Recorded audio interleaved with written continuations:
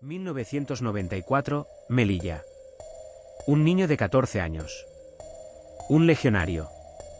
Dos vidas que se cruzaron en la oscuridad más absoluta. Lo que ocurrió después no fue un accidente. Fue una pesadilla tejida con sadismo, un horror inimaginable. Y el monstruo llevaba uniforme. Melilla, 1994. Una ciudad vibrante, mezcla de culturas, bañada por el Mediterráneo. Un lugar donde la vida transcurría con el ritmo pausado de la frontera, y donde la presencia de la Legión Española era una parte intrínseca de su identidad. Soldados, disciplina, un símbolo de honor para muchos. Pero, a veces, los símbolos se desdibujan, y bajo el uniforme se esconde una oscuridad capaz de devorar la inocencia. David, un chaval de 14 años, era la personificación de esa inocencia. Risueño, con sus amigos, con una vida por delante llena de promesas. Un día de marzo, David salió de casa para hacer un recado. Un acto cotidiano, insignificante. Pero ese día, David no regresó. Su ausencia abrió una grieta en la aparente tranquilidad de Melilla, una grieta que pronto se llenaría de pánico. La historia de David es la de un horror inesperado, la de una confianza rota y la de un mal que vestía un rostro familiar. Es la crónica de cómo un niño se convirtió en la víctima de un depredador que se escudaba en la respetada institución de la Legión. En Almas Corruptas, vamos a desentrañar los escalofriantes detalles de uno de los crímenes más impactantes de la España de los 90. Prepárense para conocer la historia del niño de la Legión. El 20 de marzo de 1994. El sol se ponía sobre Melilla. David había salido a comprar unos cómics. Pasaron las horas. La preocupación creció. Los padres, desesperados, alertaron a las autoridades. Una búsqueda inmediata comenzó, primero en la casa, luego en las calles que David solía frecuentar. La ciudad se movilizó. Voluntarios, vecinos, incluso legionarios, se unieron a la búsqueda de El Niño de la Legión, un apodo que adquiriría una connotación trágica. Los días se convirtieron en una agonía. Carteles con la foto de David empapelaban la ciudad. La esperanza se aferraba a cada llamada, a cada pista. Pero cada vez que sonaba el teléfono, el silencio al otro lado era más pesado. Las horas pasaban y el temor más oscuro comenzaba a afianzarse. Melilla entera contenía la respiración. Hasta que llegó la mañana del 25 de marzo. 5 días después de su desaparición. Un paraje apartado, un descampado a las afueras. Una imagen que destrozaría a una familia y traumatizaría a una ciudad. El cuerpo de David fue encontrado. La esperanza se hizo añicos, pulverizada por la brutalidad de la escena. La autopsia no dejó lugar a dudas. No fue un accidente. No fue una desaparición casual. Había sido torturado, violado y asesinado con una ferocidad inaudita. Un cuchillo. Múltiples puñaladas. David había luchado, pero no tuvo ninguna oportunidad. El horror se había manifestado. Y ahora, la pregunta que helaba la sangre: ¿quién? ¿Quién pudo hacer algo así?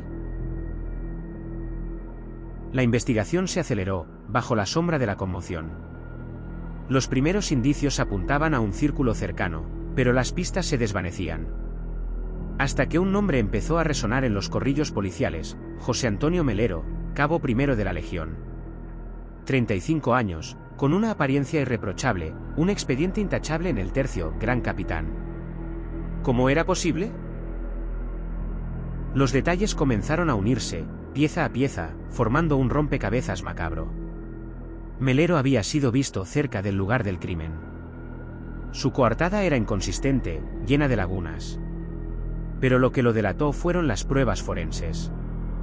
El análisis de cabellos encontrados en la escena del crimen, y otros indicios que la ciencia forense, todavía en pañales para la época en España, logró identificar. Era él. La Legión, símbolo de honor, ahora albergaba a un monstruo. La verdad era aún más retorcida. Melero conocía a David, lo había visto en el barrio. El 20 de marzo, la atracción enfermiza del legionario se desató. Bajo algún pretexto, quizá con la promesa de algo o simplemente aprovechando su posición de adulto, de autoridad, de protector, Melero abordó a David. Lo llevó a un lugar desolado, un infierno improvisado en las afueras de Melilla. Allí, la inocencia de un niño se encontró con la depravación más cruel. Durante horas, David fue sometido a una agonía indescriptible. Violado, torturado. Su resistencia solo sirvió para avivar la furia sádica de Melero. El final fue brutal, múltiples puñaladas que cegaron una vida joven de la manera más atroz. El legionario, con una frialdad escalofriante, se deshizo del cuerpo y regresó a su cuartel, intentando borrar todo rastro. Pero el rastro, la huella del mal, ya estaba marcada. La detención de Melero conmocionó a España. Un hombre en uniforme, un servidor público, responsable de tal barbarie. El juicio fue un espectáculo de horror, con testimonios desgarradores y pruebas irrefutables. Melero, con una frialdad pétrea, nunca confesó, siempre mantuvo su inocencia, a pesar de la evidencia abrumadora. Fue condenado a 53 años de prisión por secuestro, asesinato y violación. Una sentencia que, para la familia de David, nunca sería suficiente.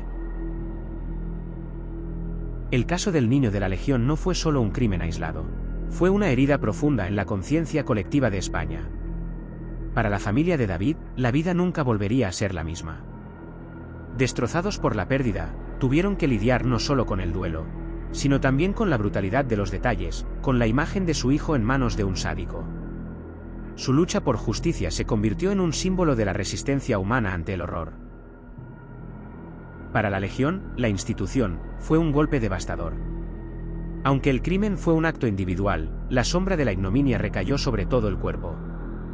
La imagen de honor, disciplina y servicio se vio empañada por la atrocidad cometida por uno de sus miembros. La confianza, tan difícil de construir y tan fácil de destruir, sufrió un duro revés. La Legión tuvo que afrontar preguntas incómodas, reexaminar sus procedimientos, y luchar por recuperar la fe del público.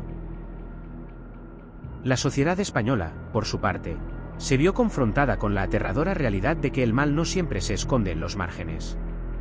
Que puede llevar el uniforme de un servidor público, puede tener un rostro común, puede infiltrarse en la estructura de aquello que se supone que nos protege. El caso de David nos obligó a mirar más allá de las apariencias, a cuestionar la seguridad, a recordar que la inocencia es frágil y que la vigilancia es una constante necesaria. La historia de David se grabó a fuego, un recordatorio sombrío de la oscuridad que puede habitar en el corazón humano. El recuerdo de David, el niño de la Legión, persiste. Una vida joven, truncada de la manera más despiadada. Una herida que el tiempo ha intentado cerrar, pero cuyas cicatrices son imborrables. Nos enseña que la maldad no conoce de edades, ni de rangos, ni de instituciones. Se oculta, espera su momento y, a veces, golpea donde menos se espera. ¿Hasta qué punto podemos confiar ciegamente en quienes se presentan como pilares de nuestra sociedad? ¿Qué monstruos se esconden detrás de la fachada más respetable? El caso de David es un eco que resuena, una advertencia. Si esta historia te ha helado la sangre y te ha hecho reflexionar sobre las sombras de la naturaleza humana, no olvides suscribirte a Almas Corruptas. Aquí, seguimos desenterrando las verdades más oscuras, los crímenes que nos confrontan con lo más perturbador de nuestra existencia. Dale like si crees que estas historias deben ser contadas.